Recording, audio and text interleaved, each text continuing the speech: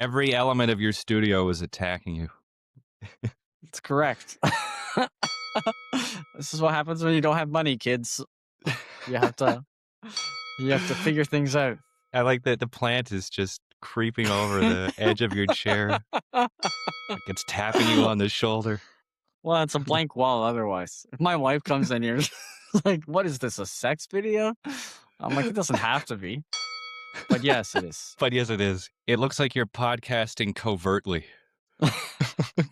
Right, live from the Cuban jungle. I did not sleep at all last night. What happened last night that you didn't get to sleep? I was just way too excited for this first episode of our podcast. I was like a child on Christmas Eve.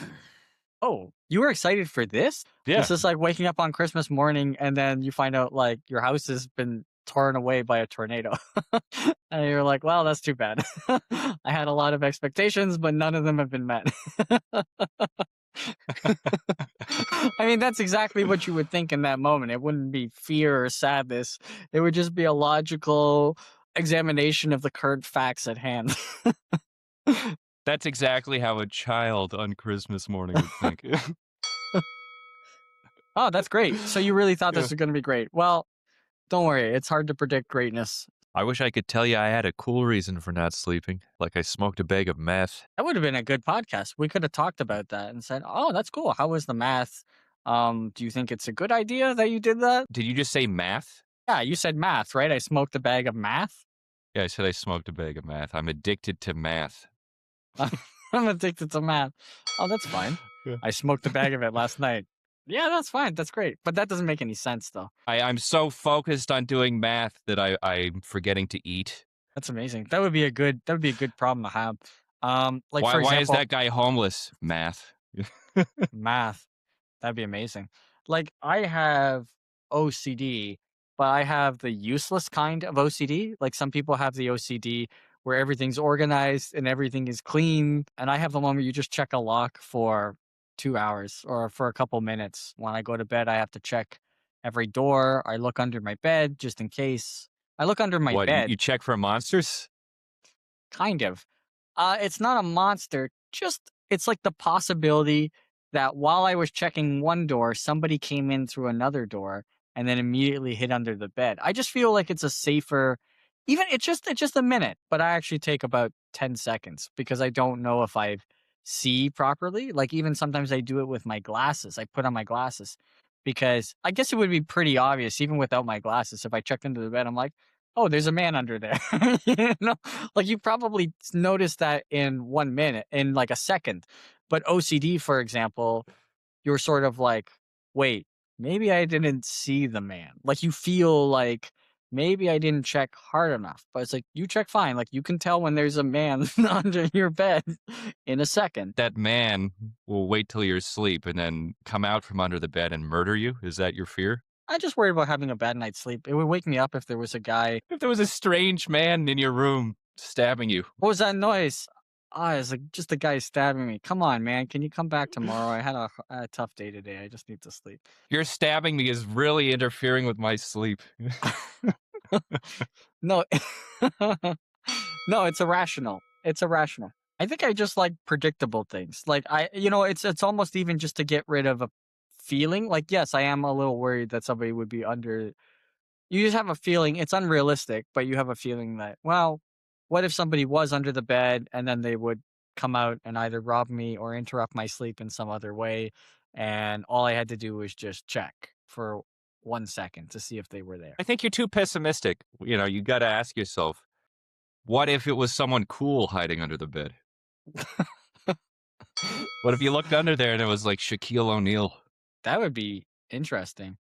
Or Bad Bunny or something. And then he starts singing. And it's like, oh, my wife arranged a surprise for my birthday.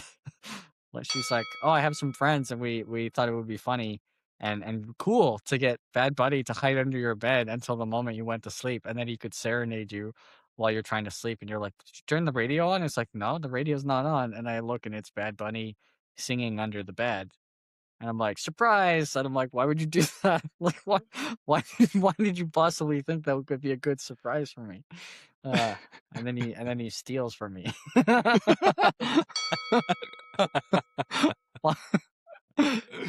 He's like, I'm doing great, but this is just an issue that I'm working through, my own stealing issue, which is unnecessary at this time because I make more than enough money. One of our friends yesterday showed us, she has a friend doing ASMR. And I was like, well, isn't ASMR? ASMR are those videos where somebody is like rubbing a microphone or crunching a cracker or something, and the Yeah. is set to pick up every single sound effect, or sometimes they whisper into the mic. And I was thinking, isn't that sexual? Isn't that a sexual thing? And she's like, no, it's not always a sexual thing. Like people find it relaxing and comforting. And then she showed me the first video of an example, and it was a lady rubbing a microphone with, you know how women get these nails? They get these really long nails. They get manicured and these really beautiful long nails. And she was scratching this upright and down, like this erect microphone with the nails, and you could hear the sound of the nails across it. And then she whispers into the microphone with her mouth very close to this penis-like microphone, and the microphone had balls on it for some reason. So this is why I think it's sexual. I don't think you can do. I don't think people listen to ASMR to help them. It says like it helps them relax. I'm like, yeah, because they're masturbating. They're masturbating into it. So that is helping them relax. It is not your ASMR. So if you think you're doing ASMR and you're like, this is not porn, I'm totally clothed and I'm wearing makeup and I'm just rubbing a mic up and down. I like somebody is rubbing their mic up and down to that ASMR. You are providing a sexual service. Just call it what it is, right? Yeah. I don't know if people who do ASMR are in denial of that fact, or do they just not want to admit to you that they know that? Maybe it's a bit of both. It's funny because it is the gray area. That's like, I don't do porn. People think I do, but it's because they're ASMR videos. And I'm like, let me see some of the videos. And it's like them rubbing a microphone up and down with their hand, like basically jacking off a mic. And then I'm like, oh yeah, that's definitely not porn, and then they're spraying themselves in the face with a spray bottle, and you hear the sound of the spray bottle and the mist hitting their face as they're relaxing, and they're like, yeah, it's not porn. People are just using it to relax. I totally see it. Yeah. Like while I'm talking about ASMR, we will have a listener out there who is male, over 60 years old, like masturbating to me talking about ASMR. And then this is weird because we'll have comments like, great podcast, we really like the jokes. Or another person says, you're very inspiring. We should all each and go out every day and do something that scares us to enrich our lives further. And then another person says, I masturbated to the last 30 seconds of your podcast. Thank you. And then I'm like, shit, like, what do you want to do? Do you want to keep going? Or because I think we're kind of porn now. Like, this is how people go into porno, where they're just like, hey, I like the way you talk to me about economics. Take off your shirt. And you're like, okay. I mean, I'm still talking about economics. And then before you know it, you're like, oh, I'm doing porn. I don't know. It comes down to intent. Like if we were in a court of law, that is the argument I would be making here. Like we're not intending to make pornography. What people do with our content, I mean, that's, on their side of the line. I think it's like, companies that make Kleenex, right? Yes. Oh. Like they know that most people aren't using Kleenex for the purposes that the company is intending. Most people use Kleenex as a receptacle for their loads. But that's not why they make the product. It just gets used that way by most people. Oh, and they always hint it because they're not unaware of it. They're like, the softest Kleenex for the softest parts of your body, the parts that, people don't even consider, like your nose. And you're like, sure.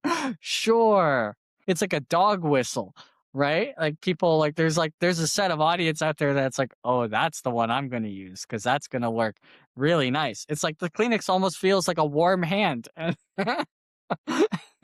You're like, why would I want a warm hand on my nose? And it's like, it's for the other people. It's like that thing we were talking about with the Hitachi where they made this this massager, and they'll never admit that people use it for sexual purposes. They call it a magic wand, and I think it's intended for back massage. It's like give yourself a back massage, give yourself, you know. But then there's sort of like a group of people that are like, hey, this works really well with my wife. You know, this is better than me. And then Hitachi's like, well, I mean, we're not a sex toy company, but if that's how it works out, it works out. Yeah, if we make more money that way, then we are definitely a sex toy company. Right. I guess you rebrand. I've never heard or seen any ASMR content. Is it something that exists in video form, or like people film themselves Yes. making these noises and Yes. whispering into microphones and then taking the microphones and like slowly dipping them in and out between their cleavage? I haven't seen the cleavage one, but I saw a couple like fingernails scratching various things, like a long mic or a short mic, even a short Chinese mic. And I'm just joking. That's a myth. Not all microphones that come from China are small. Just a depressing majority of them are. It's just more cost effective to make the microphone shorter. And it still gets the job done. Like the content still gets produced and people are still moderately satisfied by the content. Like I've heard some things about Italian mics, got some mics coming out of Africa. The rumor is that there's some pretty long mics, almost impractically long, like unnecessarily. It's more microphone. It records more content than you really need to record. But it just, that's how they produce it. And people enjoy it. What were we talking about again? We were talking about ASMR. Oh, right. ASMR. But the popular videos are never of ugly people making these sounds, I assume, right? No, I don't think so. So there it is. It's sexual because you have people who are attractive making sounds that are very intimate. I guess so, because it's hard to say. Like people whisper to you or they speak to you quietly when they sort of want you to be calm.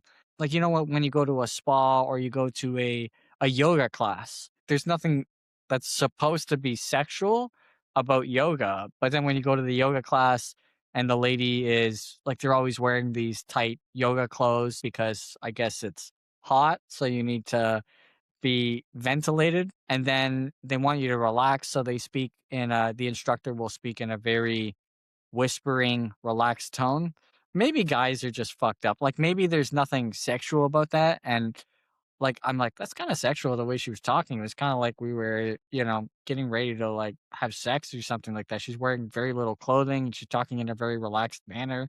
And then, maybe somebody I'm talking to might be like, that's gross. Why would you think like that? And I'm like, yeah, you're right. Maybe it's a guy thing. That is a very male thing. I think we tend to see everything through a sexual lens. Like I think girls can be hanging out eating bananas together and it never enters their mind that they're doing something very sexy. But like guys will be eating bananas together and like, look at John deep throating that long schlong, right? It's like, fuck you, man. I'm just eating a banana. Just let me eat my banana in peace. Oh yeah, I have a banana for you. You want me to put it in your ear? Like you just can't relax as a guy. No, I guess that's true because everything's sexual. Like you go to the bakery and then you're like, wow, did you see the way she was putting the bread in that bag and she was looking back at me?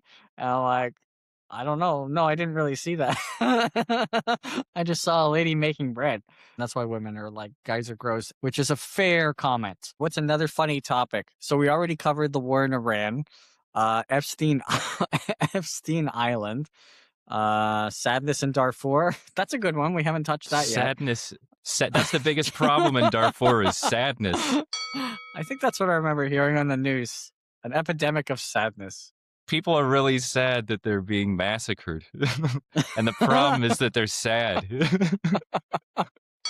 There's nothing salvageable in this podcast. I was funny. I was with my sponsor.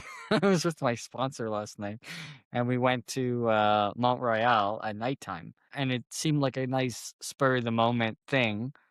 But as an older person, I sort of need to plan. Like my whole life now is about bathrooms. Where are the best bathrooms, and how am I going to deal with uh holding like my bathroom habits. You don't have that thing where you go out and the first thing you're thinking about is like, okay, where are the clean bathrooms along my way? No, I'm not there yet, but Oh, you've okay. always been more mature than me. I think I even came up with an idea. Maybe somebody's beating me to it, where there's like a website or an application that just tells you where the cleanest bathrooms are near you. maybe, maybe it works with Google Maps, so it doesn't just use the traffic route, like the flow of traffic, but it also uses the flow of traffic combined with a supply of clean bathrooms to find the optimal route. And like asks you what did you eat today, and it's like, oh, you had McDonald's. Oh, you're gonna need a bathroom maybe in about in about 15 minutes. So let's recalculate your route using the, it's not the fastest, but you'll thank me when you're unloading your bowels in a moderately clean bathroom instead of on the side of the highway. I think going on the side of the highway, damn it always goes back to bathroom humor. I don't care. I guess this is what I enjoy. So that's who I am. We're just gonna embrace my truth, which is the comedy of having to do a dump on the side of the highway in the broad daylight. I've never had to do it, but can you? It's like my greatest fear. That's like, this is gonna have to happen now. And then what do? Like I pull over, and then I don't know, like go into a field and then hide behind a tiny shrub, but people can clearly see what you're doing. If only our cars ran on our own waste, that would be good in two ways. Taco Bell orders would go up. Like instead of going to the gas station, you would just go to the Taco Bell. Oh, I'm low on gas. Hold on, I gotta pull over at the nearest Taco Bell and just eat 12 of these burritos really fast. Do you imagine that with such technology, would there just be a toilet maybe in your trunk? Oh no, that's like steampunk style. No, I don't think I would develop it like with all the gears and all the valves and everything. And it's like, oh, it's a really cool device, but it's a little bit convoluted how to use it. Like you're gonna have to kind of poo standing up or upside down. Why'd you design it like that? Hey, if it's working, it's working. Okay, that's phase one. We'll worry about ergonomics later. Right. Learn how to poo upside down first, then we'll deal with the rest of it. No, I was thinking something that could just automatically remove your pants and open up a hole underneath your seat while you're driving. So it's seamless. Or maybe I don't know. I'm not going to design that now. I don't think this is good use of anybody's time. This is even if somebody did say, "Here's a car and you never have to use gas again or electricity." I'm like, "How does it run?" Human waste. No, it's okay. I don't want to buy it. But think of all the money you're saved. Yeah, but then all the money I save versus all the pairs of pants I'm gonna undoubtedly have to wash afterwards. There's no way this is gonna be done cleanly. Like, there's always like a drawback. So this one will just be your laundry bills will start, your dry cleaning bills will go up. Okay, I don't want to talk about this anymore. I don't need to put you through this. You've had a hard day at work. You don't deserve this. Even though I think we got off to a rough start, I think there were some really big laughs, and those are the things that keep me going. Me too. That's true. That's a good one to look at. It's like I'm sure there was like a minute there where we may have said something that was mildly amusing or something arousing to a member of our audience, which is also okay. I'm okay with that. If somebody's like, didn't laugh at all, but I was sexually satisfied after your podcast, I'm like, okay, well, it wasn't a sexual podcast, but whatever floats your boat, that's totally fine with me. It doesn't bother me at all. A little bit. It bothers me a little bit, but it's fine. I'm happy that you enjoyed yourself sexually. Yes. I think Riverside has an AI function that will allow me to turn this entire conversation into an ASMR video. Right. And all of our punchlines will be whispered. Chinese pork products have whiskers. I don't know if you could hear that. Yeah, I heard that, and I was like, "That's still somebody's going to enjoy that tonight." You know what I mean? Yeah, they're like, the podcast was shit except for the last 2 minutes, which I couldn't stop listening to. Right? Yeah, what are these ASMR people whispering? I want to feel you inside me. It's like, there's nothing sexual about that. It's a good, clean entertainment form. What if you did your whole set as ASMR? You just whispered and like gently touched the mic during your comedy set, and then people were like, "That was good for some reason." Like I didn't laugh, but I was rock hard. Right, I was gonna say. Also, I need a change of pants. But yeah, somehow I ejaculated. It didn't make sense. I didn't even realize I was aroused, but now I'm crying and I ejaculated. That's better. What a talent. What a talent. Berserk. Just like and subscribe. My God.